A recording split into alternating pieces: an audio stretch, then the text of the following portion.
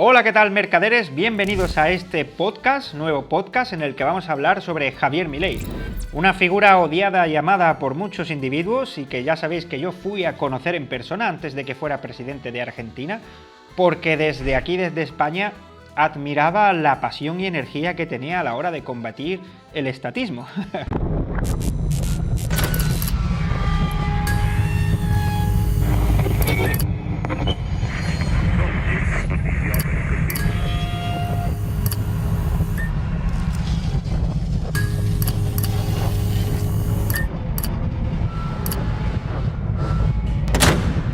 Cuánto ha habido de realidad después de la campaña y cuánto no. Así que vamos a repasar los principales éxitos de Javier Milei. Pero antes de eso, vamos a ver un poco sobre el contexto. Javier Milei es un político outsider, es decir, que no viene del mundo de la política, que era un economista que iba a las radios de televisión y a los programas. Se ha criado en el mundo del show, se ha criado siendo polémico, se ha criado como figura política, estamos hablando, y como figura mediática y personaje en las televisiones y en las radios, siendo mucho más, esto es fácil de entender, mucho más espectacular cuando se pone dentro de una cámara que cuando se pone dentro de un papel. Parece que no, pero había mucha gente que dudaba de si este hombre podía gobernar un país o no porque lo vieron con una motosierra. Pero eso es un marketing buenísimo, además, y luego tú cuando hablas con él, habla muy serio. Cuando hablas de economía, habla muy seriamente y no está haciendo ningún tipo de show y puedes hablar con él y se entiende lo que dice y es muy inteligente. O sea que, entendiendo un poco de dónde viene, vamos a entender un poco también La Libertad Avanza es el partido político al que se sumó, ¿vale? Y con el partido político que pudo subir escaños. Entró en política, se hizo diputado, nunca estuvo cobrando su sueldo de diputado, lo estuvo sorteando mes a mes religiosamente. Hay gente que dice que esto es populista o no. También te digo una cosa, el objetivo de aquí no es decirte todo lo bueno que es. Vamos a ver lo bueno, lo no tan bueno, y tú, al final del vídeo, me gustaría que comentaras en la caja de comentarios qué te ha parecido. Y si eres argentino, pues también me interesaría mucho saber tu punto de vista, porque desde fuera del charco todo es más maravilloso, pero o más caótico, depende a quién le preguntes, ¿no? Entonces, ¿cómo se ve la realidad realmente? Como decíamos, La Libertad Avanza es este partido político donde él estaba como diputado y donde empezó ya con la trayectoria a querer aspirar a la presidencia. Había mucha gente que decía, bueno, de showman a diputado está bien, de diputado a presidente es loco, teniendo en cuenta que en Argentina siempre han gobernado los kirchneristas, debido a que Cristina Fernández de Kirchner, no sé si lo estoy pronunciando bien, perdonadme si no, solo soy un pobre gallego, Cristina Fernández de Kirchner tenía al marido, esto para los que no lo sepan, yo estuve en Argentina, me estuve empapando de todo esto, me estuvieron contando de primera mano, tenía a su marido que fue el que salvó a Argentina, comillas, de la recesión grave que hubo. No sé si os acordáis, muchos éramos pequeños, otros no tan pequeños, de la cacerolada, de cuando el presidente de Argentina, cuando hubo default, se tuvo que ir en helicóptero, de cómo la gente fue al banco y no había dinero, o sea, de la quiebra de Argentina. Y aquello fue una sucesión de presidentes caóticos, ¿vale? Que no pudieron poner orden. Entonces el marido de esta señora sí que intentó poner un poco de orden y fue el que más cuajó después de algunos fracasos, con sus luces y sus sombras, y por eso esta señora gozaba de toda la popularidad y el cariño de aquella época, ¿vale? El problema de esto es que empezaron con el keynesianismo extremo, el socialismo este capitalista que hay, ¿no? que muy bien conocemos en España, que empezó a devorar la productividad en Argentina, empezó a sobreproteger a ciertos individuos, a acabar con la presunción de inocencia, y etcétera. Entonces, todas estas subvenciones, incluso es increíble porque muchas fábricas y trabajos en Argentina no estaban orientados a la producción, estaban orientados a contratar gente. Se les incentivaba a contratar gente y se les subvencionaba. Y el objetivo no era ser productivos, era contratar gente. Entonces, imaginaros el desastre al que se llevó al cabo del tiempo, ¿no? Hablamos de que Argentina tuvo una inflación loquísima, en el que estamos viendo, según ChatGPT y las fuentes que me está sacando, ¿vale? Que no me las estoy inventando, vosotros también podéis preguntar y corroborar las fuentes. Según dice, tuvo una inflación de un 20 o un 40% cada año, haciendo la inflación compuesta de, bueno, cercana a un 38% anual, súmala por toda los años que tuvo. Así que, amigos, se estima que la inflación compuesta total solamente en la época de Cristina Fernández fue de un 700%. Ahí lo llevas. ¿Qué pasa? Que esto empezó a devorar a Argentina. Yo cuando estuve allí fue algo muy loco escuchar que había gente que compraba una empanadilla con tarjeta de crédito. No porque no tuviera, sino porque decían, si me compro una empanadilla ahora con tarjeta de crédito, estoy congelando el precio porque lo voy a pagar dentro de 3 meses y dentro de 3 meses va a costar más. Entonces la gente empieza a hacer especulaciones raras, la gente empieza a acaparar alimentos porque van a valer más, la gente empieza a hacer cosas muy extrañas, ¿no? Porque saben que va a haber inflación, porque han asimilado la inflación. La inflación no solo destruye las ganas de ahorrar de la gente. ¿Para qué vas a ahorrar con un 700% de inflación? Es loquísimo, es demasiado. No se puede, no, es imposible ahorrar. Entonces no se ahorra en pesos, la gente busca dólares, empiezan a ponerse cepos los dólares porque hay escasez y no hay, empieza a haber una fuga de capitales, empiezan a surgir un montón de problemas. Se estima, ¿vale?, que por cada, creo que era por cada 20% de inflación que hay, se come un 1,5% del PIB. Imaginaros con un 700. Demasiado loco, ¿no? Entonces Argentina empezó a tener todos estos problemas, mientras que Javier Milei empezaba a hablar sobre los valores de la libertad. Entonces, para mí, es un éxito. Si para vosotros no, podemos debatirlo con total tranquilidad. Primer éxito de Javier Milei, hacerle entender a la gente qué es la inflación, que es un fenómeno monetario que se produce por imprimir más dinero. No es, ¡hala!, porque sí. No. Que os parecerá que, pero no. El segundo mérito que tiene es hacerle entender a la gente que no se puede estar imprimiendo dinero y que para ello el Estado debe de ajustarse el cinturón y que no se puede gastar más que se ingresa. Ojo aquí que esto parece de lógica, pero no es de lógica, ya que en España se sufrió mucho. Yo sentí el miedo de los medios de comunicación, que son todos progresistas, y de los políticos cuando Javier Milei dijo en una plaza, cuando tomó la posesión, no hay plata, y la gente aplaudió. La gente aquí se estremeció, porque aplaudió no por él, aplaudió porque él lo que ha conseguido es explicarle a las masas, no a la gente inteligente que tiene estudios, a las masas, que un Estado no puede gastar más que ingresa y que no se puede estar imprimiendo dinero a largo plazo. Y eso asustó mucho, porque desmantela lobbies, desmantela chiringuitos, ministerios de yo no sé qué, que no son importantes, de ahí la famosa frase de afuera, afuera, afuera. Y eso estamos valorando ahora. ¿Y qué ha pasado? Al eliminar el Ministerio de la Mujer, ¿se va matando mujeres por ahí por la calle en Argentina? No lo sé. Ustedes díganme. Yo creo que no, tenemos las estadísticas aquí. Simplemente se reorganizan en otro ministerio, pero quitas lobbies, quitas grupos de presión y funcionarios, y ya sabéis, todo lo que entrama. Esos son los dos principales éxitos. Hablamos del tercer, este es muy importante. Voy a saltar el tercer punto. Porque una vez que tú le has hecho entender a la gente que no se puede gastar más que se ingresa, y en el punto 1 le has hecho entender qué es la inflación, en el punto número 3 tienes gente que, aunque no sea no tienes por qué ser libertario. En Argentina todos son muy socialistas, no socialistas, sino capitalistas keynesianos, ¿vale? Claro que les gusta tener un Estado ahí, pero comprendieron que es un momento de transición. Mucha gente con la que hablé yo en Argentina me dijo que eran comunistas, por ejemplo, pero que aún así no iban a votar a Milei porque necesitaban un cambio, necesitaban organizar aquello, necesitaban otra dirección. Entonces eso es muy importante. Lo que tiene Javier Milei es un apoyo popular y no todos los que le apoyan tienen por qué ser libertarios. ¿Vale? Eso es muy importante. Entonces ahora podemos saltar a la campaña. ¿Cómo fue la campaña de Javier Milei? La campaña de Javier Milei se basó en 5 puntos muy importantes. La dolarización, ya que él decía que podía estabilizar el peso, pero ¿qué iba a pasar cuando él se fuera? Si le volvían a entrar, le iban a volver a hacer la misma. Entonces él decía, quitándole a esta gente el poder de emitir monedas, se acabó el problema. Es como, él siempre dijo que es como cortarse un brazo o morir de gangrena, que es duro, pero él decía, en la Argentina es necesario, ¿vale? De ahí viene lo del dólar gigante, tal, la dolarización. El recorte, de ahí viene la motosierra. Lo que más miedo le daba era la motosierra, no es porque fuera una motosierra en sí, no es violencia, es recortar en tonterías. El Estado tiene que ingresar más que gasta. Y eso es lo que más miedo le ha dado aquí al otro lado del charco. Eso ha dado mucho miedo, ¿vale? De ahí viene lo de la motosierra, si no sabías qué era.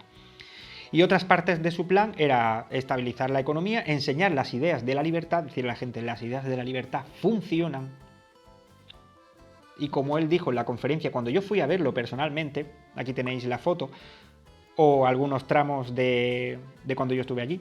Aquí fui, por ejemplo, a una cena en San Juan, cuando aún no era presidente, y estuvo hablando y a mí no me pareció un político, me pareció un economista. Les dijo la verdad. Y otro plan, último parte del plan que dijo allí era eliminar la construcción estatal porque era una fuente de corrupción. Y es verdad. Y la gente no lo estaba entendiendo. Algunos sí, imagino, pero otros no. Pero él no estaba hablando como un político, no estaba siendo demagogo, estaba diciendo la verdad, estaba diciendo, oye, la dolarización es como cortarse un brazo, pero es que si no vamos a morir de cangrena. Y eso no lo dice un político. Va a ser duro, vamos a sufrir, pero saldremos adelante. Eso no lo dice un político nunca. El político te lo vende todo maravilloso, al menos aquí en Europa. Entonces esta es un poco la trayectoria de Javier Milei. Y ahora podemos empezar a repasar sus errores y sus no tan errores. El punto número 1 es el superávit fiscal. ¿Qué significa esto? Pues que el Estado ingresa más que gasta, lo que tenía pensado y lo que le dijo a la gente que iba a hacer. Para hacer esto tuvo que recortar, redució ministerios, quitó un montón de lobbies, quitó un montón de... ¿sabéis? De corrupción que hubo, quitó un montón de subvencionados, quitó un montón de cosas que hacía falta y se ajustaron un poco las métricas. Lo bueno de tener un superávit es que con el tiempo empezaron a darle mejores calificaciones crediticias. ¿Qué significa eso? Pues que si tenía C y ahora tiene B, es decir, se ve con más solvencia a la hora de financiarse con nueva deuda, porque aún tiene que financiarse con nueva deuda, esta deuda les cueste mucho menos, sea mucho más barata, paguen mucho menos intereses por esta deuda y por la que ya tiene, entonces le ganan más dinero. Es una redundancia, ¿no? A mejor cuentas tienes, no, es que yo gasto más que ingreso. Ah, genial, pues ahora vas a pagar menos intereses y eso va a hacer que ganes más. Y eso con el tiempo hace que ganes más y más y más, porque los intereses de la deuda no son baladí. Así que el superávit es el primer éxito que tiene. Si un país como Argentina puede tener superávit, España puede tener superávit, ¿vale? En España llevamos gastando mucho más que ingresamos desde hace mucho tiempo. No lo veo mal si vas a hacer una infraestructura o algo puntual, pero porque sí. En pan y hambre para mañana, pues no sé, ¿sabes? Es otra dirección. Después del superávit tenemos el punto número 2, donde tenemos una reducción de la inflación, y tengo móvil en mano porque estoy leyendo las fuentes de El País, ¿vale? Podéis comprobarla vosotros, donde la inflación anual descendió a niveles cercanos al 300%, compuesto. No es deflación, es que la inflación se redujo, o sea, para la exponencialidad que llevaba un 300%, pero sigue habiendo inflación, no están en deflación, ¿vale? Lo que le da aproximadamente un 56% interanual en abril de 2025, con una tasa mensual entre el 2 y el 3%. ¿Vale? Sigue siendo una inflación alta, teniendo en cuenta que, por ejemplo, aquí en Europa ya es más, pero el objetivo era el 4%, era el 2%, pero ya se dijo, bueno, vamos a tener un 4% anual, es más, pero bueno, un 4% anual frente a un 3% mensual sigue siendo inflación. La inflación sigue creciendo, pero es como... Vamos a hacerlo así, es exponencial, es como de los 20 a los 30 años he cogido 50 kilos, pero de los 30, y ahora me quiero poner a dieta, pero sigo con la misma problemas estructurales, pues de los 30 a los 40, pues en lugar de coger tantos kilos he cogido menos, es decir, es exponencial, pero no estamos deflactando, ¿vale? Meter al país en una deflación sería muy difícil y sería muy peligroso. Vamos a hablar sobre el punto número 3. Levantamiento del cepo cambiario. Levantamiento del cepo cambiario, ¿qué significa? Como estuvimos hablando, cuando tú vas a Argentina y tú querías acceder a dólares, había un montón de dólares porque no eran dólares oficiales. Esto hay mucha gente que no lo sabe, pero es loco. Es decir, los dólares oficiales los tenía el gobierno de Argentina y a la gente le daba el dólar blue. Es un dólar que tenía paridad, no te lo pierdas, con el dólar, comillas, ¿vale? Pero lo emitía el gobierno de Argentina, es decir, el gobierno de Argentina se estaba inventando una segunda moneda que era el dólar blue. Y luego había el dólar Netflix, dólar no sé qué, 23 tipos de cambio. Y lo que se miraba era la paridad entre el dólar blue y el dólar original.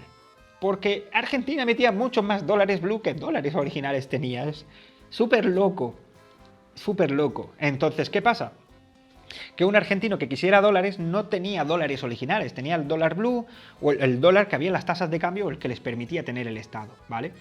El cepo cambiario elimina esa posibilidad. El cepo cambiario estaba puesto en la época keynesiana porque la gente huía del capital. Cuando tú estabilizas la economía y haces que tu peso esté, el peso lo estabilizó, no le metió tanta inflación, haces que la gente no lo perciba, ¿vale? Pues sigue teniendo inflación, pero ya la gente no lo percibe tanto, ya no es tan bruto, pues la gente se relaja y dice, bueno, yo he escuchado incluso a argentinos decir, pues igual ahorro en pesos, ¿sabes? Ya no me tengo que ir al dólar. Entonces, como ya no hay esa presión sobre el dólar, quitaron el cepo cambiario y la gente puede acceder al dólar americano.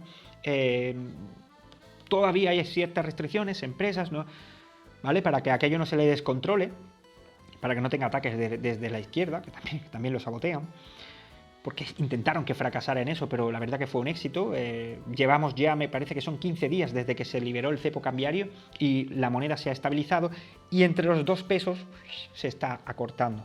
Llegará un punto en el que se acortará tanto que podrás eliminar el dólar blue, todos los tipos de dólares y quedarte con dólares originales de los Estados Unidos. E incluso la gente ya puede acceder a dólares originales de los Estados Unidos. Ahora vamos a hablar sobre el siguiente punto.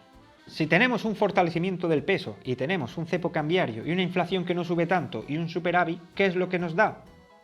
Un aumento sobre el PIB. Tenemos un aumento sobre el PIB, sobre la estabilidad y sobre la calificación crediticia nuevamente. Se les reduce el riesgo país. Y entonces ahora van a poder endeudarse de una forma mucho más barata, ¿vale? Porque aunque tengan superávit, no tienen un superávit como para mantenerse. No se puede revertir tantísimos años de keynesianismo en solo 3 años que lleva, o sea que todavía hay que darle a esto espacio. Pero el PIB sí ha mejorado y ha subido muchísimo. Y aquí tengo las estadísticas, ¿vale? Las fuentes. Recuperación del PIB.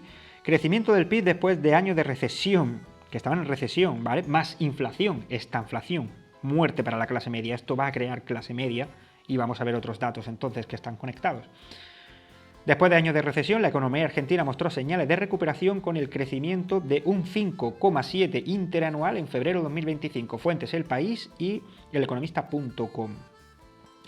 Y luego nos da rebote del sector clave, sector como la intermediación financiera, la pesca y el comercio liberaron y recuperaron la economía. ¿Qué quiere decir esto? Pues no sé si lo sabíais, pero en Argentina eran muy proteccionistas y no podían importar cosas desde China o desde lo que sea. Ahora ya sí, se ha abierto y la gente puede comerciar libremente. No desde el Estado dijeron que no, pero desde los ciudadanos sí. Y esto mejora muchísimo. Para empezar es que abarata costes y luego mejora la productividad. Porque seamos realistas, el proteccionismo pues no es ni bueno ni malo, es una escala de grises, pero no puedes aplicar proteccionismo a todo, pues ellos no eran capaces de hacer tecnológicamente muchas cosas, entonces si la puedes importar y traer más cara, y eso son herramientas para hacer otras cosas, tienes mejoría de la producción. Vaya por dónde. Vámonos a disminución de la pobreza, mi favorito. Mi favorito porque sí, tenemos un crecimiento del PIB, tenemos que se reduce la exponencialidad de la inflación. A mí no me gusta decir que se reduce la inflación porque, bueno, se reduce el crecimiento de la inflación. Pues, ¿qué nos va a dar? Pues una disminución de la pobreza. Y la reducción de la pobreza disminuyó del 59 al 38%, coged los datos que queráis, según el semestre 2024, atribuida a la estabilización de la inflación y recuperación de los salarios. Fuentes El País o elliberal.com, entre otros, y un montón más, ¿vale?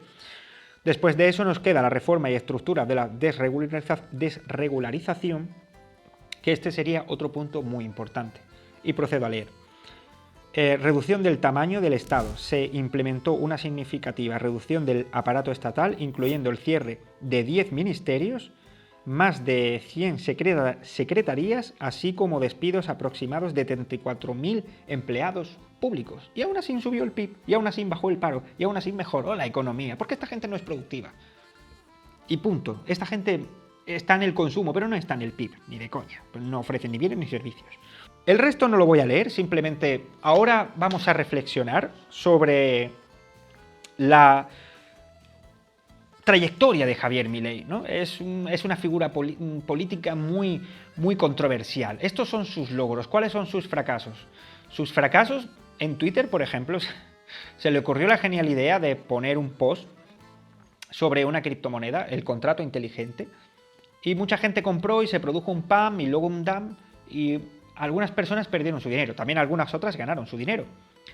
Y eso se le atribuye mucho y todavía lo va a tener ahí. Eso no es, para mí no es tan importante porque, uno, para comprar eso tienes que tener alto conocimiento de criptomonedas. Es decir, tienes que coger el contrato inteligente, irte a la red de Solana, irte a un exchange descentralizado y comprarlo. O sea que sabes lo que estás haciendo. Sabes lo que estás haciendo.